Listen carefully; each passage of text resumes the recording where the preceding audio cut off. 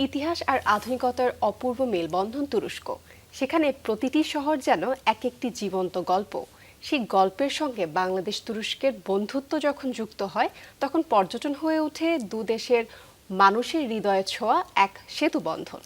এ পর্যায়ে ভ্রমণ সম্ভাবনা আর সংস্কৃতির সেই গল্পই জানবো আমরা।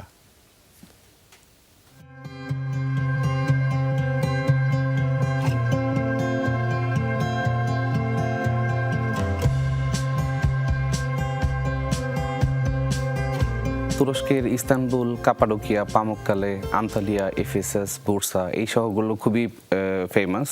ইস্তানবুলের Hagia Sophia, blue mosque, Topkapi palace, Bosphorus cruise এই জায়গাগুলো খুবই সুন্দর।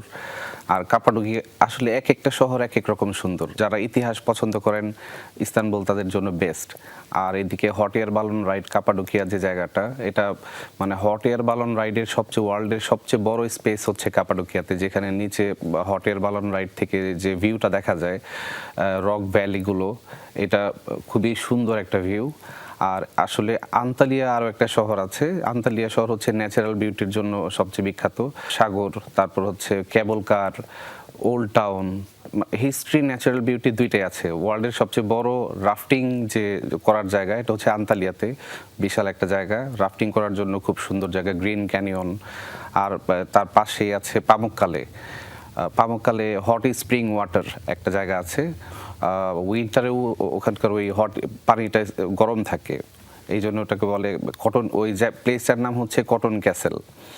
তো তার পাশে আছে হচ্ছে এফেসাস। যারা হিস্ট্রি পছন্দ করেন তাদের জন্য আমি সাজেস্ট করব যে এফেসাস জায়গাটা আপনারা ভিজিট করবেন। আর শুধুমাত্র ন্যাচারাল বিউটি অথবা হিস্ট্রি না, তুরস্কের খাবারও খুবই বিখ্যাত। ওদের খাবারগুলো খুবই টেস্টি। যারা ফুড লাভার আমি বলবো যে আপনারাও আসতে পারেন। টার্কিশ কাবাবটা হচ্ছে সবচেয়ে বেস্ট। টার্কিশ কাবাব, টার্কিশ ইস্কান্দার কাবাব, আদানা কাবাব, এই খাবার মানে তুরস্কের যে বাকলাভাটাও খুব ভালো। স্পেশালি হচ্ছে গোল্লুলু নামে একটা বাকলাভা আছে, যেটা হচ্ছে তুরস্কের সবচেয়ে বেস্ট বাকলাভা। বাংলাদেশে যদি এটা উদ্যোগ নেওয়া যায়, ট্যুরিজমে কাজ করার মতো যথেষ্ট ট্যালেন্টেড লোকজন বাংলাদেশে আছেন, অনেকেই এটা করতে আগ্রহী। আমরাও আসলে যেহেতু দেশের বাইরে আছি, আমরাও এই ব্যাপারে কাজ করতে খুবই আগ্রহী। বাইরের দেশ থেকে ট্যুরিস্ট কিভাবে আনা যায়, তো এই ব্যাপারে আসলে এটা আমাদের যদি সরকারিভাবে কোনো উদ্যোগ নেওয়া হয়, কাজ করার জন্য অনেক স্মার্ট ছেলেরা আছে বাংলাদেশে, যারা ইনবাউন্ড ট্যুর করবে, বাইরের দেশ থেকে ট্যুরিস্টরা আসলে যারা সবকিছু অ্যারেঞ্জ করবে।